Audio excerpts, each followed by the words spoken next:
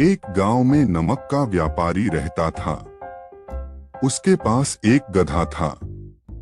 व्यापारी रोज अपने गोदाम से दुकान तक नमक ले जाने के लिए गधे का इस्तेमाल किया करता था। वह नमक को बोरी में भरकर गधे की पीठ पर लाद देता और उसके साथ साथ चलता हुआ दुकान तक आता था। व्यापारी का गधा आलसी प्रवृत्ति का था। काम से बचने के लिए वह नित नए उपाय सोचता रहता था। गोदाम से दुकान तक के रास्ते में एक नदी पड़ती थी, जिस पर एक छोटा पुल बना हुआ है। एक दिन नदी पर बने पुल पर चलते समय अचानक गधे का पैर फिसला और वह नदी में जा गिरा।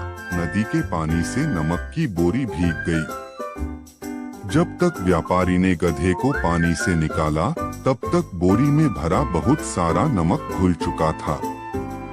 गधा जब चलने लगा तो उसे बोरी का भार बहुत कम महसूस हुआ और वह खुश हो गया। उसने सोचा कि अपने ऊपर लदा बोझ हल्का करने का ये बहुत बढ़िया तरीका है। अगले दिन वह जानबूझकर नदी में गिर पड़ा। नमक पानी में घुल जाने से बोरी का वजन फिर कम हो गया।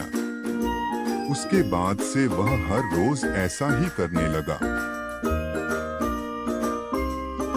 रोज रोज गधे की ये हरकत देखकर व्यापारी उसकी चालाकी समझ गया। उसने गधे को सबक सिखाने का फैसला कर लिया और अगले दिन बोरी में नमक के स्थान पर रुई भरकर गधे की पीठ पर लाद दिया। रुई हल्की थी।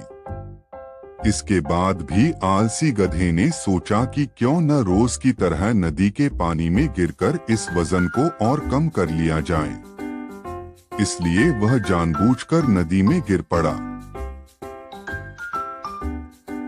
लेकिन इस बार बोरी में नमक नहीं बल्कि रुई थी। पानी में भीगकर रुई का वजन कई गुना बढ़ गया। गधा जब उठकर चलने को हुआ तो इतने भारी बोझ से उसका बुरा हाल हो गया।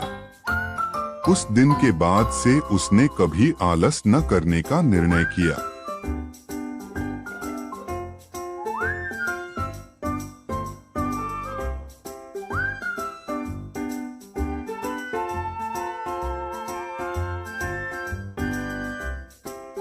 प्यारे बच्चों, हमें इस कहानी से ये सीख मिलती है। एक, आलस का फल कभी न कभी मिल ही जाता है।